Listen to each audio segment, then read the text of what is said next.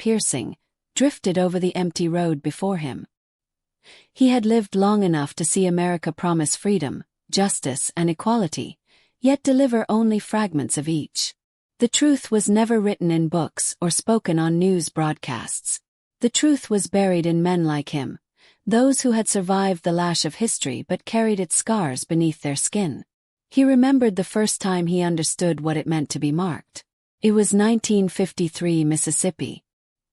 He was 10, barefoot and eager, racing down a dirt road with his older brother Samuel.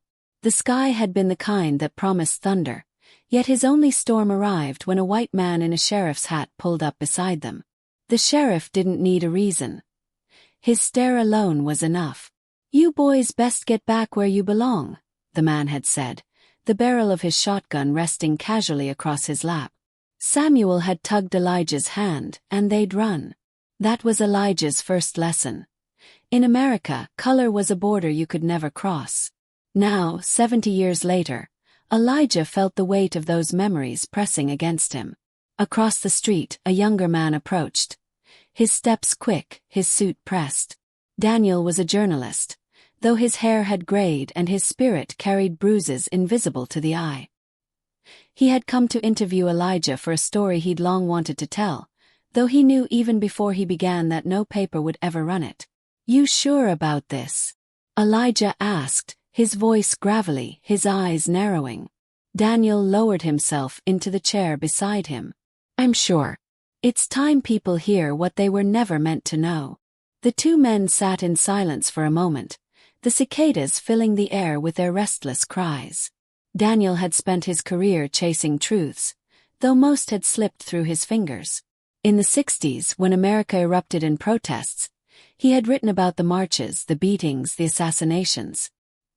His editor had torn those pages apart, reminding him that his job was to report order, not chaos.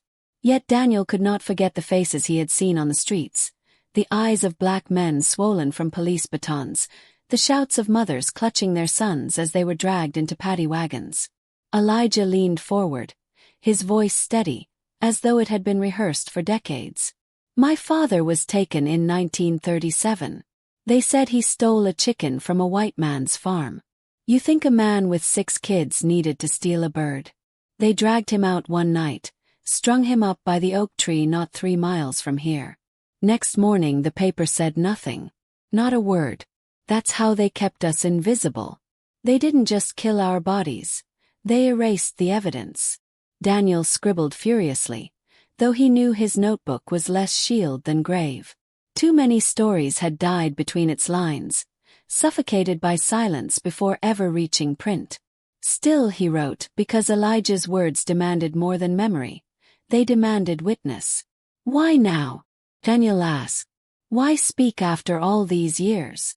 Elijah's eyes glistened, but he did not blink. "Because I'm the last one left. Samuel's gone. My cousin's gone.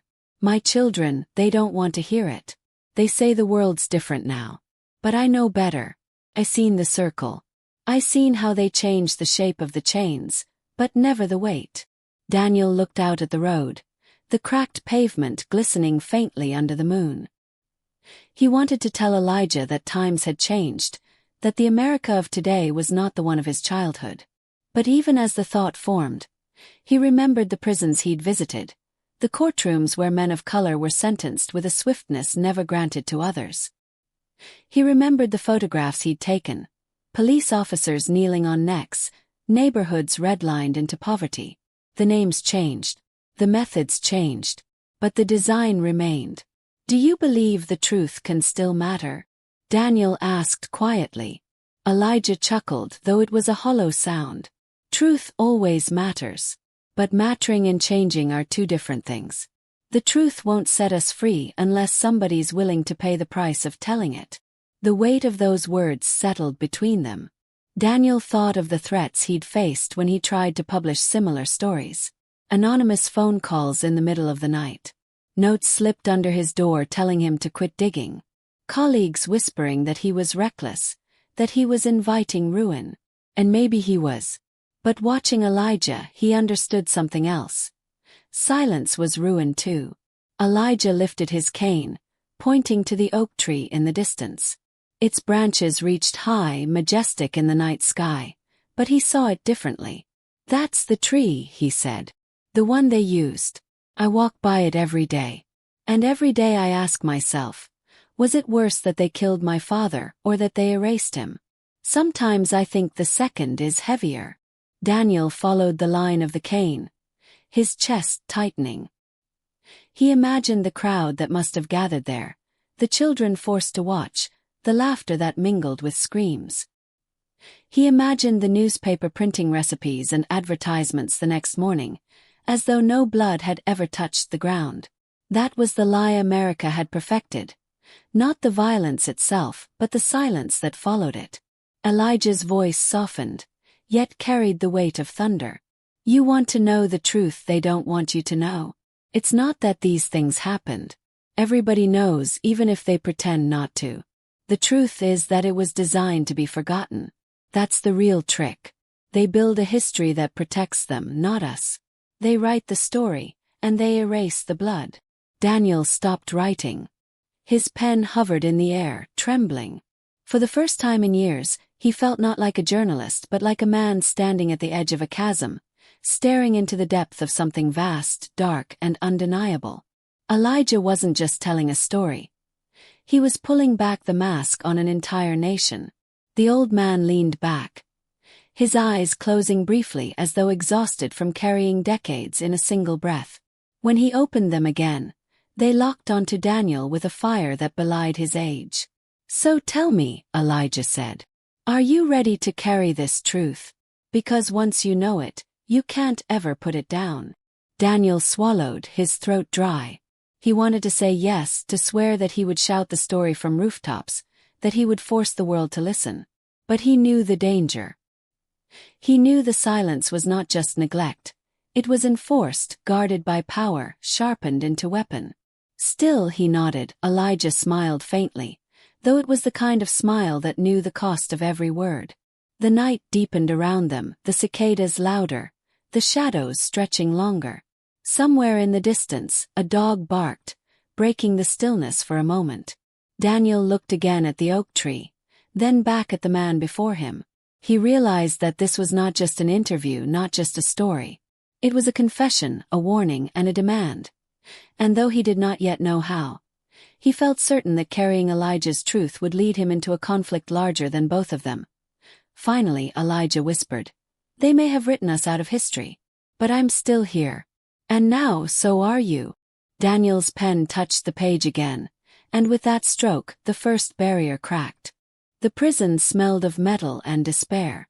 Marcus had been inside for 17 years, and he swore the air carried the same stench it had on his first day. Rusted iron, disinfectant, and the faint sour odor of men stripped of dignity.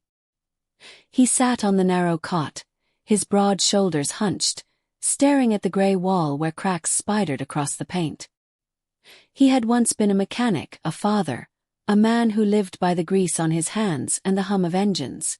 But all that had been swallowed by a single night, a single charge, a single lie. "I never touched that stuff," he whispered, though no one was listening. The guards didn't care, and the men around him had long since stopped asking. In their world, innocence was irrelevant. Survival was the only currency. Marcus had been 24 when the police pulled him over in 1998. They claimed to have found a bag of crack cocaine under the seat of his car. He had shouted, argued, begged them to test it for fingerprints, but their faces remained blank. In court, the prosecutor painted him as another reckless black man poisoning the streets. The jury took less than an hour. 15 years, no parole. When new laws added enhancements for repeat offenders, even though his record was clean, his sentence stretched longer than his hope. Now his son was grown, a stranger he only knew through faded photographs. The boy had stopped writing letters years ago. Marcus tried not to blame him. After all, what child wanted to grow up knowing his father was a number, not a man? The cell door clanged open, and the sound made Marcus flinch. A guard barked orders, and the men shuffled into line for count. Marcus rose, his muscles stiff but strong. his eyes burning with an anger that had never found rest. As he stepped into the corridor, he thought of how the system was built. Not broken but built this way. Each body behind bars was profit for someone. He was no longer Marcus, the man. He was Marcus, the commodity. In another corner of the city, far from the cold concrete of prison, Jason was fighting his own war. He was 30, stocky, with hands calloused from construction work. 4 months he had been saving, piling every extra dollar into a small envelope with his wife's handwriting across it. Home fund. They dreamed of moving out of their cramped apartment, giving their children a backyard, a patch of grass where laughter could replace the sound of sirens. Jason sat across the desk from the banker, the envelope heavy in his pocket. He had rehearsed his words, studied his credit report, prepared every document. Still, the banker smiled with the polite detachment of someone already decided. "I'm sorry, Mr. Rivera," the man said, tapping a folder. "We can't approve you for this neighborhood. But there are other areas, more suitable for your financial profile." Jason's jaw tightened. He knew what suitable meant. He had seen the maps, the invisible lines drawn decades ago that dictated where men like him could and could not live. Red ink dividing the city, funneling minorities into neighborhoods starved of investment. The houses available to him were crumbling, their schools underfunded, their streets patrolled like war zones. He wanted to protest, to shout that he was no criminal, no burden, just a man trying to give his children a chance. But he could see it in the banker's eyes. The decision wasn't about numbers. It was about skin, about name, about a system that pretended to be neutral but was poisoned at its root. That night, Jason walked home with heavy steps. His wife met him at the door, searching his face for good news. He didn't have the heart to say it out loud. He simply placed the envelope on the table, unopened, the dream postponed once again. Meanwhile, Daniel's pen had not stopped moving since his night with Elijah. He replayed the old man's words in his mind, each sentence pressing deeper into him like a blade. He had seen racism before, reported it in fragments, but never with this clarity. Elijah had named it not as chaos but as design. That truth echoed now as he sifted through his research, piles of reports and statistics that painted a grim portrait of America. He read about how the prison population had exploded in the 80s and 90s, how drug laws targeted minorities disproportionately, how corporate giants profited from every inmate. He read about redlining, about banks refusing loans to families like Jason's, about neighborhoods cut off from opportunity. Every page confirmed what Elijah had said. The truth was not hidden. It was visible, documented, even public. The only trick was convincing people not to care. Daniel found himself haunted by Marcus, though they had never met. He had read case studies, testimonies of men whose lives had been devoured by mandatory minimums. Their words leapt from the pages, mirroring Elijah's story of erasure. These men too had been erased, not by lynching but by paper, by courts, by laws written with deliberate cruelty. Late one evening, Daniel drove past the prison. From the road he could see the floodlights illuminating the razor wire, a fortress of silence. He thought of Marcus sitting inside, waiting for years to count down like drops of water in a broken faucet. He thought of Jason, staring at a banker who smiled as he denied him the right to a better future. And he realized the central conflict was no longer about the past. It was about the machinery of the present, gears that ground men into dust while insisting they had chosen their fate. Inside his cell, Marcus pressed his back against the cold wall and closed his eyes. He dreamed of his son, of the life stolen from both of them. He whispered into the darkness, "I was never free. They just built new cages." In his apartment, Jason stared at the envelope on the table, his fists clenched. He wanted to smash it, to tear it apart, but instead he left it untouched. His children slept in the next room, their breaths soft and fragile, and he knew he could not let despair claim him. Still he felt the walls closing in, invisible yet unyielding. And in his cluttered office, Daniel paused over his notebook. He had begun to see the pattern: Elijah's erased father, Marcus's stolen years, Jason's denied home. Different men, different decades, but the same architecture of oppression. The conflict was not random, not accidental. It was deliberate, and it was enduring. He picked up his pen and wrote a single line across the top of the page. The chains are not broken. They have only changed their shape. For the first time in years, Daniel felt the weight of the truth not as despair but as urgency. He knew the story he was chasing would not be welcomed, that it would place him in danger. But he also knew there was no turning back. Elijah's eyes, Marcus's silence, Jason's clenched fists, they demanded more than observation. They demanded reckoning. The night grew darker, but Daniel continued to write. And as his pen scratched across the paper, the sound seemed almost defiant, a small rebellion against the silence that had smothered too many voices for too long. Somewhere inside the prison, Marcus sat awake, staring at the ceiling. Somewhere in a cramped apartment, Jason whispered a prayer for strength. And somewhere at a wooden desk, Daniel wrote as though the truth itself depended on him. The stories were separate, yet already they were converging, threads of a larger tapestry whose design was only beginning to reveal itself. David adjusted his tie with hands that trembled only slightly. He was a professor of history, though tonight he felt more like a defendant awaiting his sentence. The university board had summoned him for what they called a review of teaching material, but he knew better. His lectures on race had drawn complaints from politicians, angry letters from parents, and whispers from colleagues who warned him to tread lightly. Treading lightly was not his nature. He believed the truth was worth the weight it carried, even if that weight crushed him in the process. He stepped into the conference room, where 5 men in suits sat like judges. Their faces were stern but rehearsed, polished masks of neutrality. A stack of papers sat before them, copies of his lectures, highlighted and underlined as though they were evidence of a crime.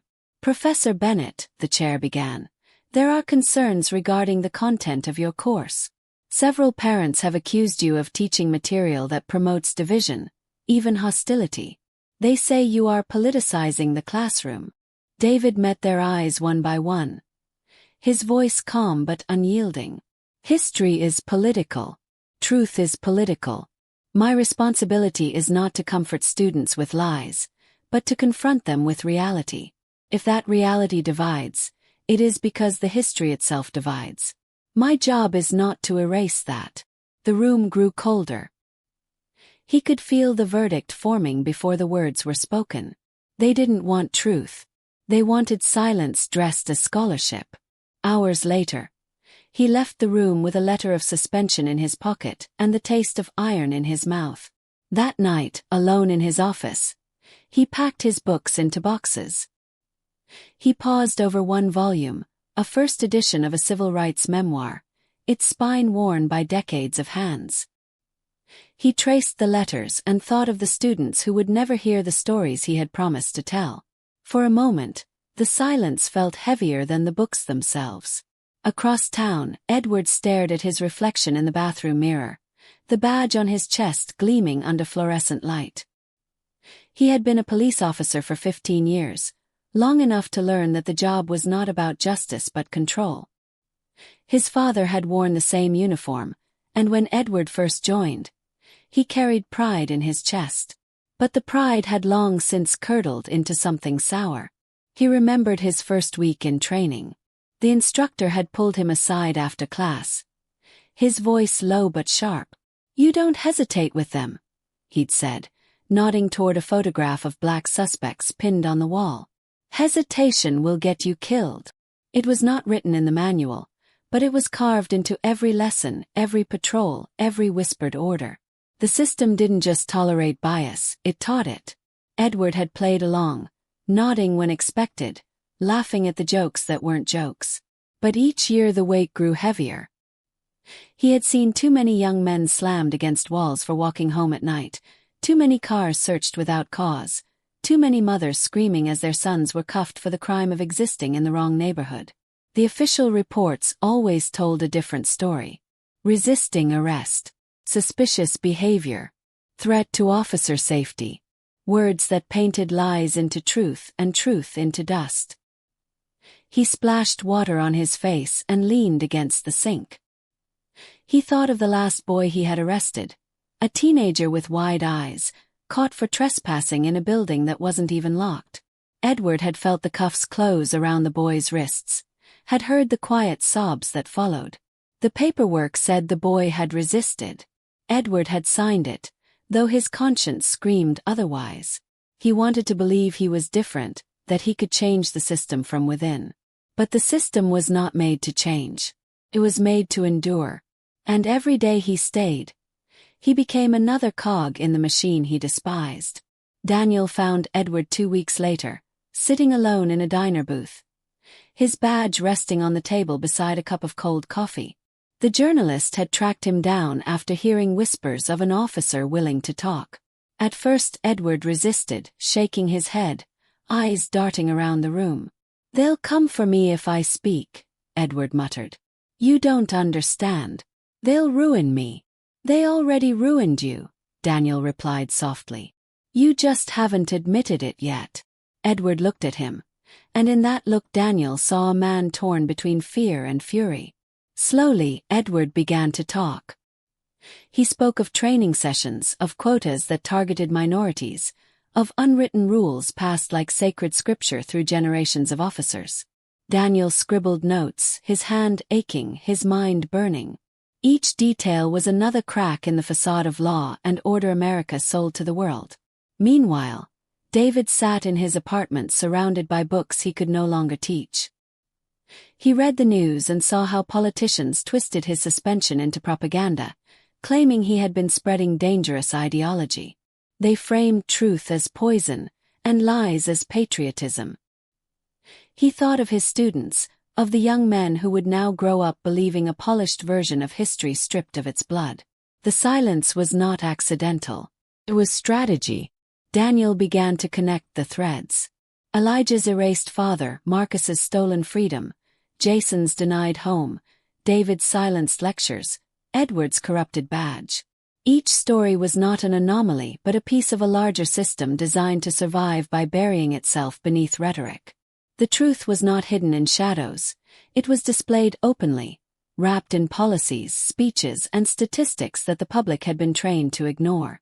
Late one night, Daniel pinned photographs to his wall. Elijah by the oak tree, Marcus in prison blues, Jason clutching his envelope, David with his boxes of books, Edward staring into a coffee cup. Together, they formed a constellation of stories that pointed to one undeniable fact. Racism was not the disease of America, it was its design. He stared at the wall until his eyes blurred, until the faces seemed to whisper from the paper. He thought of Elijah's words. They write the story and they erase the blood. Now Daniel could see exactly who had been holding the pen. The next morning he placed a call to David. The professor answered with a weary voice. "I want to publish," Daniel said. "Not just an article. Book. The truth in full." David paused. "They'll try to stop you. I know. And if they can't stop you, they'll destroy you." Daniel swallowed. "Then let them try." Across the city, Edward stared at his badge one last time before locking it in a drawer. He wasn't ready to go public, not yet, but the silence was cracking. For the first time in years, he felt the faintest glimmer of release. The conflict was no longer about individuals.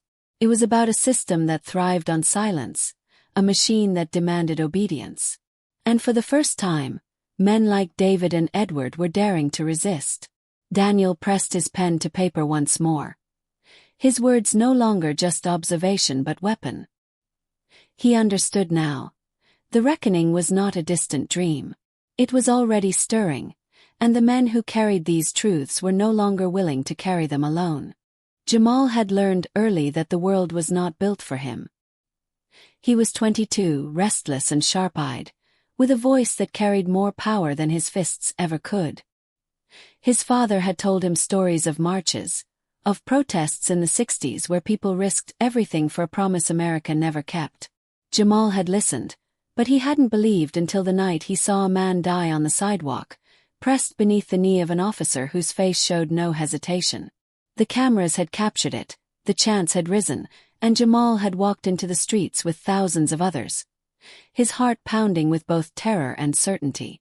Now he stood in the center of a crowd, his voice rising above the noise. They've stolen our fathers, our homes, our freedom. They've silenced us, erased us, caged us. But we are still here. His words surged through the air, carried by the voices that joined his, swelling like a storm no barricade could contain.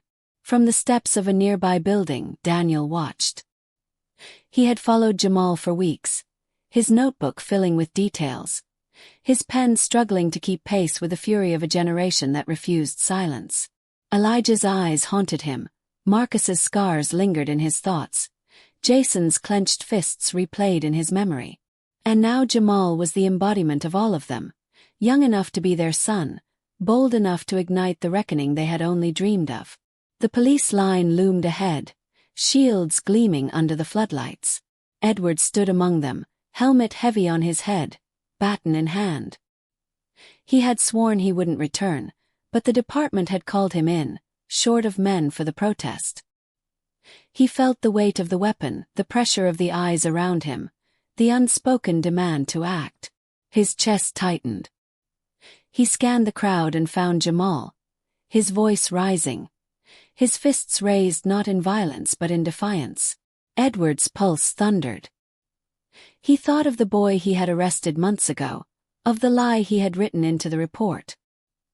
He thought of his father's voice telling him to be a good cop, to protect the system. And he wondered, who was he protecting now? Jamal's chants grew louder, echoing through the street, until the air itself seemed to vibrate. We are not afraid. We are not invisible. We will not be erased. The crowd thundered in agreement, and for a brief moment it felt like the city itself was trembling. Marcus had been released just weeks earlier. His time finally served, though the years had carved him hollow. He had stumbled into freedom like a man stepping out of a cave, blinking at the sun. Tonight he found himself drawn to the protest, standing at the edge of the crowd. His son was there too, though the two had barely spoken since his release. Marcus watched him, tall and angry, his jaw clenched, his sign lifted high. He had missed his boy's childhood, missed every birthday, every scraped knee, every moment that had mattered. And now here he was, standing beside strangers, shouting for justice Marcus himself had been denied. David stood further back, watching as though the entire weight of history had converged on this single street. He had lost his classroom, but here, in the chants, in the fire of young voices, he saw something more powerful than any lecture. His students had once asked him what change looked like. He realized he was watching it now. Raw, imperfect, dangerous, but real. The air cracked. Bottle flew. The police line stiffened, shields rising like a wall. Daniel's pen stopped mid-sentence. He saw the chaos teetering at the edge, ready to spill. He wanted to run, but his legs refused. He had promised Elijah he would carry the truth, and this was the moment truth bared its teeth. Edward raised his shield, but his hands shook. Around him, officers shouted, their batons tapping against the shields in rhythm, a drumbeat of intimidation. He looked at Jamal again, saw the young man's eyes locked on his, and in that instant something broke. He dropped the baton. The clatter rang out louder than the chants, louder than the drums. Heads turned. A single act of defiance rippled through the line. Edward stepped back, helmet in his hands, his face bared. Jamal's voice surged, seizing the moment. Even they know it's wrong. Even they know. The crowd roared, the sound swelling into something primal, something unstoppable. Marcus pushed forward, his son at his side, their voices merging as if 17 stolen years had been condensed into a single shout. David raised his phone, not to record but to amplify live-streaming words the classroom had forbidden him to speak. And Daniel scribbled furiously. His notes no longer just observations but testimony to history as it unfolded in blood and breath. The police line faltered, uncertain, the crack widening as Edward walked away. But the machine did not crumble easily. A new order barked out, sharp as a blade. Tear gas hissed, smoke rising. The crowd scattered and surged, coughing, screaming, yet still chanting through the burn. Jamal stumbled, tears streaking his cheeks, but he pressed forward. His voice was hoarse, but it did not break. Daniel coughed, his eyes stinging, yet he wrote. He thought of Elijah's final words. They may have written us out of history, but I'm still here. And now so are you. Daniel felt the truth pressing against him like fire, undeniable, uncontainable. Marcus shielded his son with his body, pulling him through the haze, his muscles straining, his lungs aflame. For the first time since prison, he felt like a father again, not because he was protecting his son from the world, but because he was standing beside him in the fight against it. Edward disappeared into the smoke, his uniform discarded, his future uncertain. But his heart beat lighter than it had in years. He knew he had crossed a line he could never return from, and for once, he welcomed it. David's stream spread across the internet, millions of eyes watching as the clash unfolded. He spoke not as a professor but as a witness. "This is the truth," he said into the camera. "The truth they don't want you to know. It was never about order. It was always about control. And tonight you see the resistance." The night burned with chaos, but beneath it ran a current of clarity. The stories of Elijah, Marcus, Jason, David, Edward, and Jamal were no longer separate. They had converged, woven into a tapestry of defiance that no erasure could fully destroy. The machine still stood, vast and relentless, but cracks had appeared, and through them spilled the fire of truth. As dawn crept over the horizon, the smoke began to thin. The crowd, bruised but unbroken, lingered in the streets. Jamal stood at the center, his voice raw, his chest heaving. He looked at the men around him, Marcus clutching his son, David holding his phone aloft, Daniel clutching his notebook, Edward gone but not forgotten. He realized the fight was larger than any of them, larger than this night. But it was theirs to carry. Daniel closed his notebook, his hands trembling not with fear but with resolve. He knew the story he would write would not save them, not alone. But it would bear witness. It would refuse erasure. It would force the world to see. The sun broke fully over the city, painting the battered streets in gold. For a moment everything stilled. And in that stillness, the truth stood naked and undeniable. Racism was not the shadow of America. It was its design. But the men who bore its weight had begun to tear at its foundations. And the reckoning had only just begun.